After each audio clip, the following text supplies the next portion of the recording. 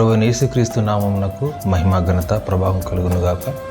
ప్రభు నామమున మీ అందరికీ నా వందనాలు. నేను ఒక వార్త చెప్పడానికి మీ ముందుకు వచ్చాను. ఈ వార్త చెప్పేందుకు నేను ఎంతో దుఃఖిస్తూ ఉన్నాను. ఎందుకంటే ప్రముఖ దైవజనులు, మనకందరికీ తెలిసినటువంటి దైవజనులు ప్రకాష్ గంటెల గారు శుక్రవారం రాత్రి 11:30 గంటలకు యశోద హాస్పిటల్లో మహిమ ప్రవేశం జరిగింది.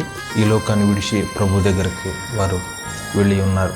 వారు ఎలా చనిపోయారు అంటే, వారికి కిడ్నీ ఇన్ఫెక్షన్ ఉండటం వల్ల, దానికి వాడుతున్న మెడిసిన్స్ వల్ల కొంత సైడ్ ఎఫెక్ట్ రావడం జరిగింది.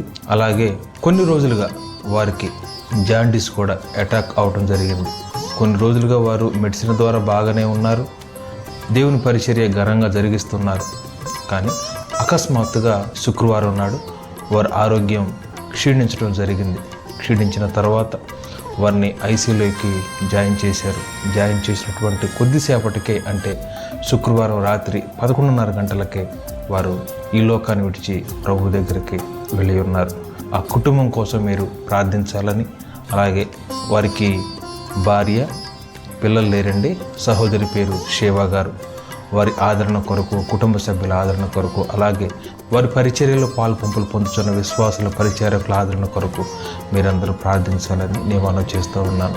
అయితే శనివారం 9 గంటల నుండి మధ్యాహ్నం 12 గంటల వరకు వారి యొక్క పార్థివ దేహాన్ని బిఎం చర్చ్ ముషీరాబాద్, ఆ చర్చిలో ప్రకాష్ అన్న గారి పార్థివ దేహాన్ని ఉంచుతారు హైదరాబాద్లో. మీరు ఎవరైనా చివరిసారిగా అన్నను దర్శించాలనుకుంటే మీరు దర్శించాలని నేను కోరుకుంటూ ఉన్నాను. ఆదివారం వారి యొక్క అంత్యక్రియలు జరుగుతాయని మరి వారి సన్నిహితుడైనటువంటి సహోదరుడు నాతో చెప్పడం జరిగింది. మరికొన్ని విషయాలు ఏమైనా ఉంటే నేను మీకు తప్పకుండా తెలియజేస్తాను. Praise the lord.